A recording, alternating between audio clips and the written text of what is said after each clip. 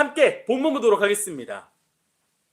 로마서 8장 12에서 13절입니다. 제가 읽겠습니다. 그러므로 형제들아 우리가 빚진 자로 돼 육신에게 져서 육신대로 살 것이 아니니라.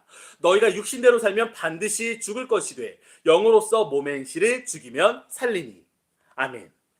12절의 시작은 그러므로라고 합니다. 그렇다면 오늘 본문을 보기 전에 앞선 1에서 11절 말씀을 먼저 봐야 한다는 것이고 8장 말씀을 보기 이전에 1, 2, 3, 4, 5, 6, 7절 7장 먼저 봐야 한다는 것입니다. 그런데 우리가 계속 로마서 말씀을 이제 조금씩 쪼개서 잘라서 함께 하고 있죠. 그러다 보니까 앞선 말씀을 알지 못하고 이해하지 못하면 연결이 되지 않아요. 항상 먼저 말씀을 읽기를 바라고 또 복습하기를 바랍니다. 그래야 우리가 함께 말씀을 나눌 때에 이 사도 바울이 우리에게 전해주는 이야기를 잘 알 수 있습니다. 자, 먼저 8장 오늘 본문을 보기 위해 앞선 이야기들을 제가 간단하게 요약해 보겠습니다.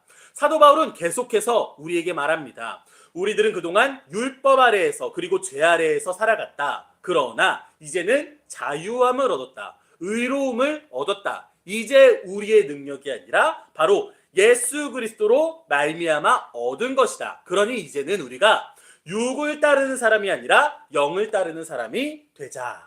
이게 지금까지 계속 우리가 로마서 말씀 읽으면서 나누었던 말씀입니다. 그리고 오늘의 말씀을 이어서 이야기합니다. 우리는 빚을 지은 사람들이다. 그런데 육의 빚을 진 것이 아니라 영의 빚을 지었다. 그러므로 육이 아니라 영을 따라야 산다. 그리고 육을 따라 살면 죽을 텐데 영을 따라 살면 살 것이다. 그래서 바로 오늘의 제목이 육이 아니라 영을 따라 사는 자입니다. 저는 오늘 본문, 오늘 말씀을 읽으면서 어떻게 보면 예전부터 그런 생각을 했습니다. 너무 뻔한 기독교적 교훈과 권면이다. 그런 생각 해본 적 없으십니까? 오늘 본문 굉장히 유명한 성경 구절입니다. 그동안 설교 정말 많이 들었던 그런 말씀이에요. 그래, 우리가 육을 따라 사지 말고 영을 따라 살아야지. 그게 정답이지. 그게 그리스도인이지. 이런 생각 하게 됩니다. 그런데 사도 바울과 같이 예수님을 경험하고 나면 그때서야 사도 바울이 오늘 우리에게 권면하고 있는 것이 무엇인지 이해가 될 수 있다라고 말씀드리고 싶습니다. 우리가 어린 시절에 어른들 이야기를 들으면 잘 귀에 들리지 않았어요. 아직도 굉장히 기억나는 것 중 하나는 지금 생각해보면 참 웃긴 일인데 제가 중학교 때 이제 학원에 다녔어요. 그러면서 선생님이 야, 안 늦었어. 너네 그런 속담 몰라? 늦었다고 생각할 때가 시작이다. 지금 생각해보면 중학생 얼마나 어립니까? 근데 그때 어떤 생각을 해요? 난 이미 늙었어. 이미 늦었어. 선생님 저런 뻔한 교훈의 말씀을 하는구나. 그런데 참 이런 말씀을 우리 성도님들께 드리기 부끄러울 정도로 선생님 말씀이 맞았어요. 왜? 우리가 경험해 보니까, 우리가 어른이 돼 보니까 이해가 된다라는 것입니다. 우리가 과거에 예수님을 몰랐을 때, 예수님을 경험하지 못했을 때는 사도 바울이 자신의 이 편지 로마서 우리에게 전하고자 하는 이 말이 너무나 뻔한 교훈으로 느껴졌습니다. 알지, 맞지. 그런데 우리가 예수님을 경험해 보니까 사도 바울이 왜 이렇게 썼는지 이제서야 이해가 된다라는 겁니다. 그래서 우리 성도님들께 권면하는 것, 우리 교회에서 계속 말씀드리죠. 이 육과 영을 자꾸 구분하지 말자. 그런데 오늘은 육과 영을 확실히 구분해서 이야기하자면 육적인 세상의 가치보다 영적인 가치를 더 중요하게 알기를 원하고 몸소 체험하기를 바랍니다. 이번 한 주간 기도하실 때 어떻게 기도하시길 바라냐면 하나님, 내가 영안이 뜨이게 해주세요. 하나님, 내가 하나님의 음성을 듣게 해주세요. 하나님, 내가 이 세상의 가치와 물질적인 것을 초월한 특별한 영감을 경험하게 해주세요 라고 한번 기도해 보셨으면 좋겠습니다. 그리고 그를 통해 예수님을 만나게 될 때 분명 이 사도 바울이 우리에게 부르짖고 있는 것, 호소하고 있는 것이 무엇인지 진정으로 경험하게 될 것입니다. 그리고 더 나아가 육적인 가치보다 영적인 가치를 더 중요하게 여긴다라는 것은 무엇이겠습니까? 세상의 가치를 한번 보겠습니다. 이 세상에서 우리가 살아가는 이유는 내가 행복하기 위해서입니다. 다른 사람의 행복을 바라는 것조차 내 생각이나 내 마음에 그것이 더 좋다고 유익하다고 느끼니까, 그러니까 그로 인해 내가 행복하니까 다른 사람의 행복을 위해서 살아가는 거예요. 나의 행복을 채우기 위해서 먹고 싶은 걸 먹어야 되고요. 먹고 싶을 때 먹어야 되고요. 자고 싶을 때 자야 되고요. 아프지 말아야 하고요. 그리고 내가 좋아하는 사람들과 마음껏 어울릴 여유가 필요합니다. 우리는 그것을 행복이라고 말하고, 우리가 돈을 버는 이유도 그 행복을 채우기 위해서, 내가 건강하고자 하는 이유도 그 행복을 채우기 위해서, 내 가족, 내 친구들, 내가 아는 지인들이 나만큼 행복하기 원하는 것조차도 내가 행복하기 원해서입니다. 그런데 거꾸로 그것이 충족되지 않을 때 내 인생은 불행으로 가득 찹니다. 나는 어쨌든 이 땅에서 태어나 살아가고 있는데 행복하지 못하고 불행하다면 결국 지옥에서 살고 있는 것입니다. 이게 바로 육에 따라 사는 것입니다. 영에 따라 사는 것은 무엇일까요? 내가 부족해도, 가진 것이 없어도, 몸이 아파도, 그럼에도 불구하고 세상 말로 행복한 것, 우리 교회에서 하는 말로는 거룩한 것입니다. 그리고 사도 바울이 궁극적으로 말하고 있는 것 중 하나는, 그것은 내가 하는 게 아니라 예수님을 만날 때 하나님께서 해 주신다는 것입니다. 앞선 얘기랑 다시 어울려서 말하면, 아직 우리가 그것을 모를 수 있으나, 경험하지 못할 수 있으나 사도 바울은 그것을 경험했기 때문에 우리에게 전달하고 있는 것입니다. 그리고 그 표현으로 13절에 이렇게 말합니다. 육대로 살면 죽고 영으로 살면 산다라는 것입니다. 자, 정리해서 그러므로 우리 성도님들께 권면합니다. 예수님을 만나기 바랍니다. 예수님을 만나서 하나님으로부터 영적인 구원을 받기를 원합니다. 그러면은 세상 가치가 아니라, 우리 생각이 아니라 그것을 넘어서는 진정한 영적인 거룩을 누리게 될 것입니다. 언제나 예수님의 말씀을 붙들고 영적으로 그리고 거룩하게 살 수 있는 그런 그리스도인 되기를 기도하겠습니다. 다음 본문 보도록 하겠습니다. 14에서 16절입니다. 무릇 하나님의 영으로 인도함을 받은 사람은 곧 하나님의 아들이라. 너희는 다시 무서워하는 종의 영을 받지 아니하고 양자의 영을 받았으므로 우리가 아빠 아버지라고 부르짖느니라. 성령이 친히 우리의 영과 더불어 우리가 하나님의 자녀인 것을 증언하시나니. 아멘. 자, 머리로는 이제 알겠어요. 육대로 살지 말고 영대로 삽시다.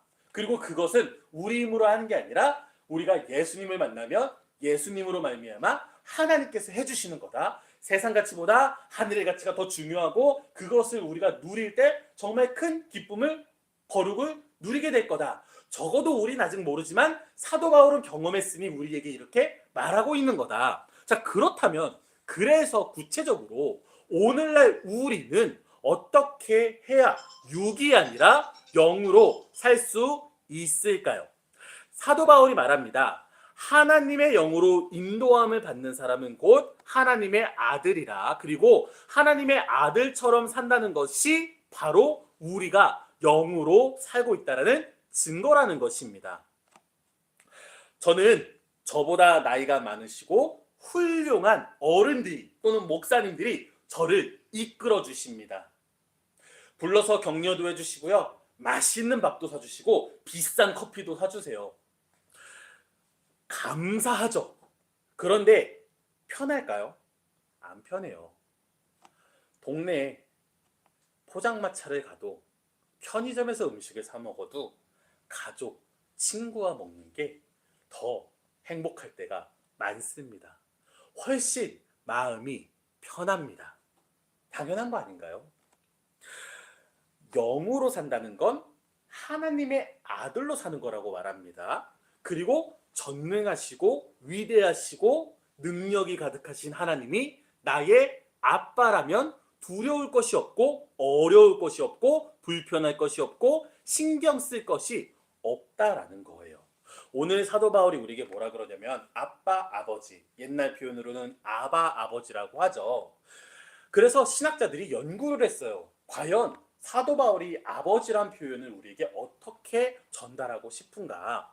그러면은 실제로 우리가 이제 나이 먹어서 부모님께 존칭하죠. 어머님, 아버님. 그런 표현이 아니라 우리 어린아이들이 부모님 편하게 부르든 엄마, 아빠 부르듯 그런 아버지가, 아빠가 된다라는 것입니다.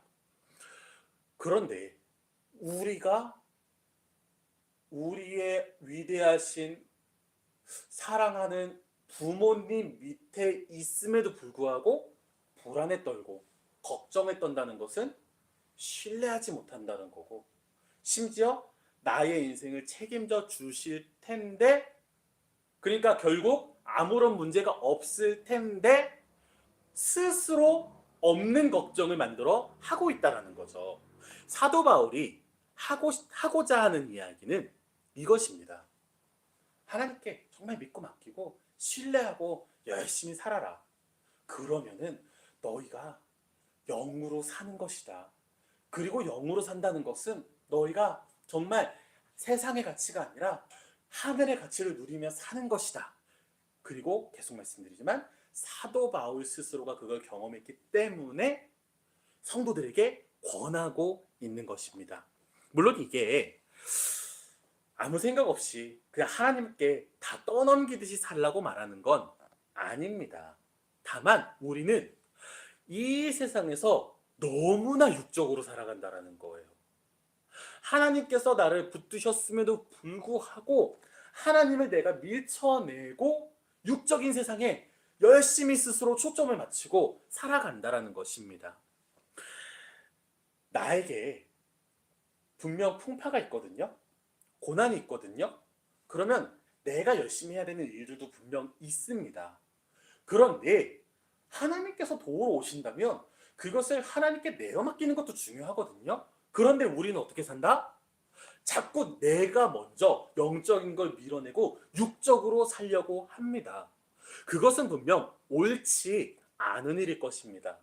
차라리 그럴 수도 있을 것 같아요. 이게 참 조심스러운 얘기지만 한번 넘어져 봐야, 한번 엎어져 봐야, 내 다리가 풀려서 일어나지 못해 봐야, 내 손으로 버팅기고 버틸 수 없어 봐야 그때서야 하나님의 은혜를 경험하게 될까? 내가 더 이상 나의 육으로 영을 막아내지 못해 봐야 하나님의 영이 내게 임하는 걸 경험하게 될까? 그런데 분명 그런 건 슬픈 일이겠죠. 나락에 빠지고 엎어지고 절벽에서 굴러 떨어진 후에야 하나님을 경험하게 된다면 참 감사한 일이지만 어렵겠죠. 우리 삶이 사실은 육적으로도 버틸 수 있을 만할 때에도 하나님의 영을 인정하고 신뢰하고 나아가면 정말 좋은 신앙생활이 되지 않을까? 구원의 길을 걷는 게 되지 않을까라고 생각합니다. 저는 정말 열심히 삽니다. 우리 성도님들도 열심히 사시죠? 그러니 우리 함께 우리의 육적인 삶도 최선을 다해 살지만 하나님의 영을 인정하고 하나님의 영을 신뢰하는 삶을 살기 원합니다. 그리고 경험하시고, 그래서 사도 바울이 우리에게 이야기하고 있는 것, 이 로마서에서 고백하고 있는 게 과거에 우리가 느꼈던 것처럼 그냥 그렇구나, 사도 바울이 그렇게 얘기하구나, 그래 좋은 말이구나, 그래 예수님 믿는 사람은 이렇게 살아야지, 이게 아니라 마치 우리가 어렸을 땐 어른들 말을 이해 못하다가 내가 나이 먹어보니까, 나도 사회생활 해보니까, 나도 경험해보니까 그때 그 형이 했던 말이 이런 의미였구나, 그때 그 선생님이 했던 말이 그런 의미였구나, 그 공감이 사도 바울의 이야기에 공감이 되기를 바랍니다. 정리하겠습니다. 우리는 육이 아니라 영으로 살아가야 합니다. 그것은 우리가 하나님의 자녀로 살아가는 것을 의미합니다. 그러니 육적인 이 세상을 이기는 것이 너무나 당연한 하나님의 영, 하나님의 자녀임을 믿고 신뢰하고 살아가는 우리 되기를 바랍니다. 마지막 구절입니다. 그래서 우리가 누릴 영광이 무엇인가? 다음 구절 17절입니다. 자녀이면 또한 상속자, 곧 하나님의 상속자요. 그리스도와 함께한 상속자니 우리가 그와 함께 영광을 받기 위하여 고난도 함께 받아야 할 것이니라. 아멘. 우리는 하나님의 상속자입니다. 그리고 우리가 상속받을 것이 무엇입니까?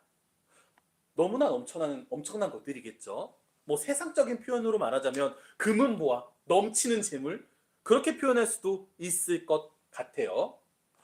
이것을 믿고 신뢰하시기를 바랍니다.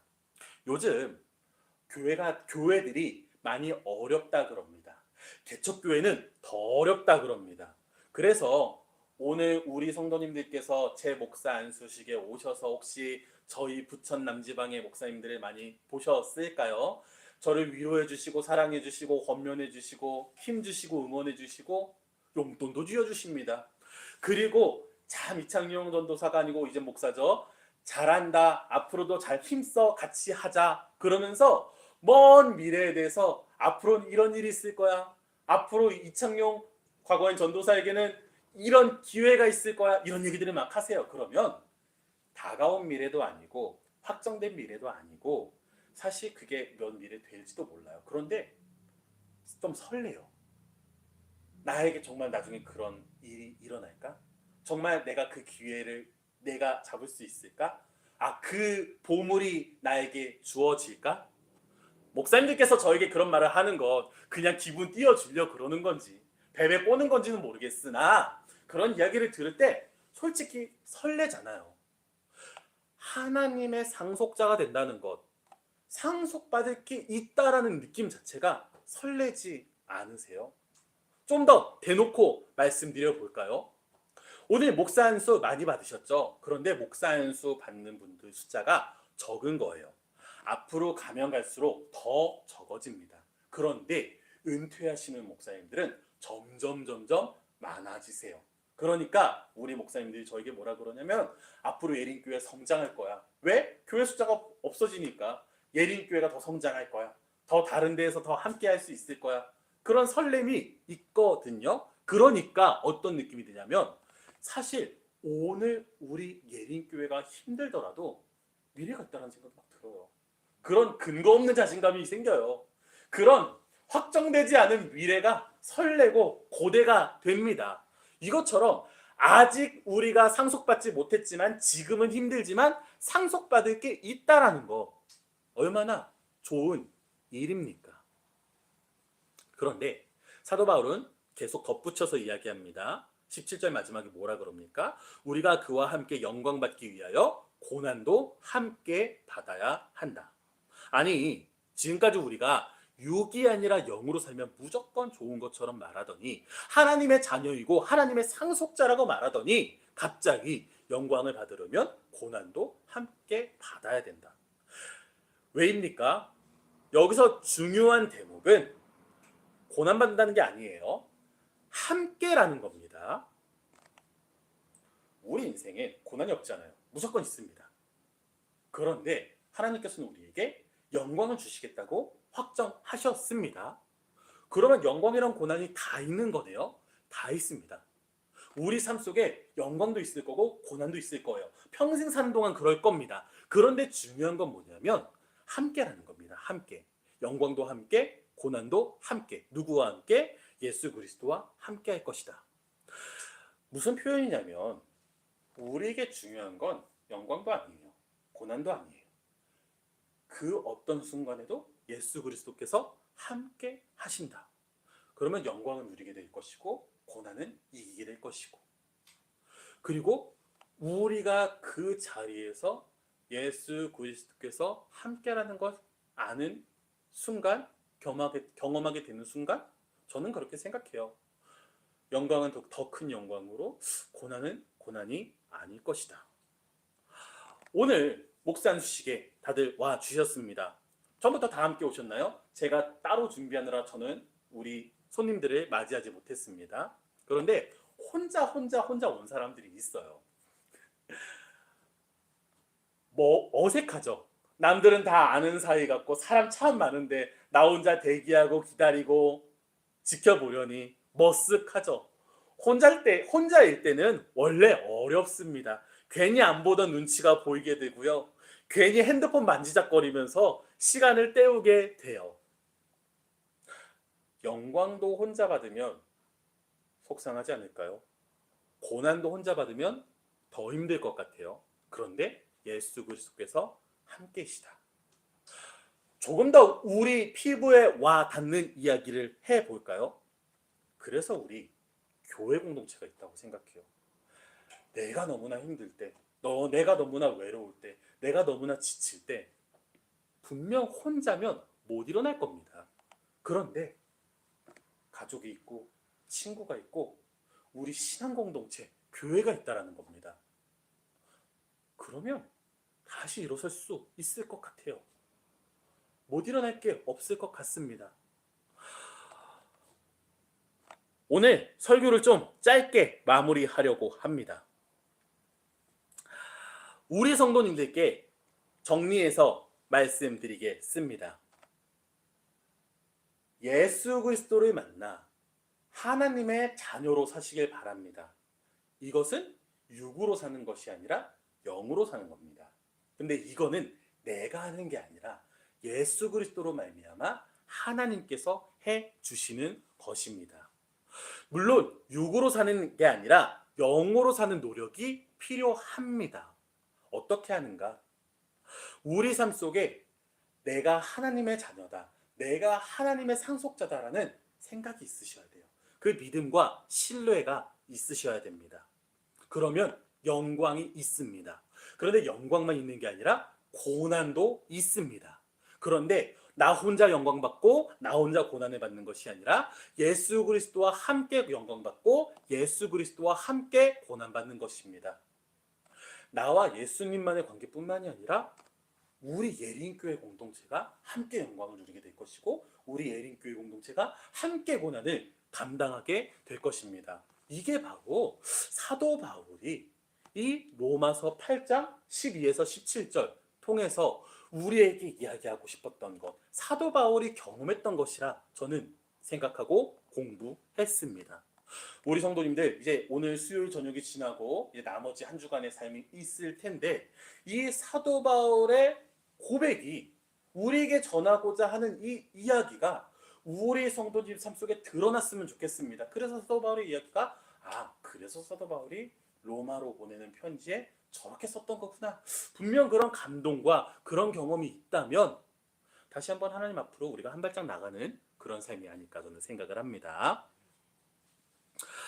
마무리하겠습니다. 우리는 하나님의 자녀입니다. 하나님의 상속자입니다. 예수 그리스도와 함께 영광과 고난을 누리기를 바랍니다. 그리고 우리 예린교회 공동체가 함께 하나님 앞으로 나아가는 그런 시간 되기를 진심으로 소망합니다. 마무리 기도하겠습니다. 우리와 함께 하시는 하나님, 우리는 하나님의 자녀입니다. 우리는 하나님의 상속자입니다. 육이 아니라 영으로 사는 그리스도인 되게 하여 주옵소서.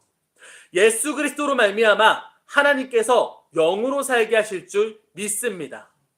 우리에게 베푸신 영광을 누리고 우리가 감당해야 될 고난을 이기게 하여 주옵소서. 그러나 나 혼자 하는 것이 아니라 예수 그리스도와 함께 우리 예린교회 신앙 공동체와 함께하는 우리 되게 하여 주옵소서. 예수 그리스도의 이름으로 기도합니다. 아멘. 우리 마지막으로 주님께서 가르쳐 주신 주기도문으로 함께 기도하고 예배 마치도록 하겠습니다. 하늘에 계신 우리 아버지여, 이름이 거룩히 여김을 받으시오며 나라가 임하시오며 뜻이 하늘에서 이루어진 것 같이 땅에서도 이루어지이다.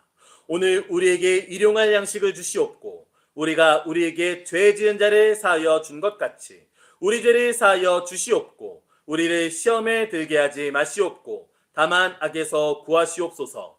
나라와 권세와 영광이 아버지께 영원히 있사옵나이다. 아멘.